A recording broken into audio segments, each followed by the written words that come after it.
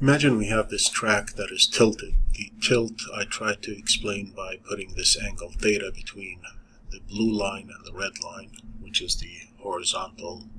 Blue is horizontal, red is the tilted part. If we look at the car and call this point where the car is, O is the center of the circle that we're rotating about, then because of the tilt, the normal force on the car will have this angle theta that is identified with the vertical dashed line here.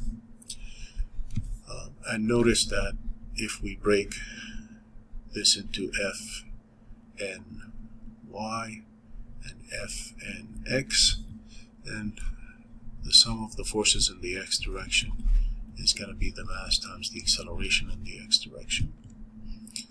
The X component of Fn is given by Fn sine theta, and that's equal to the mass times the acceleration in the X direction is the radial, and since it's pointing to the left, it would be a negative. And now let's do the same. Sum of the forces in the Y equals the mass times the acceleration in the Y. We have F sub n cosine theta, right, minus the weight, which is mg, so we can write mg here for the weight, equals the mass times the acceleration in the Y direction should be 0, because the car is not hopping up and down. So this means that F sub n cosine theta equals mg.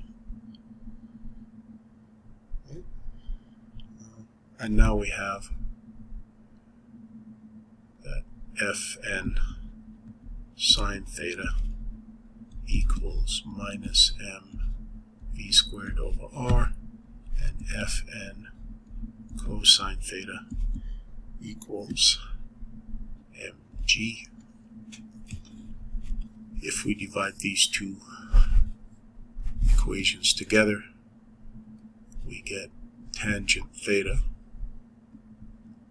equals v squared over r over g, which is the same as v squared over gr.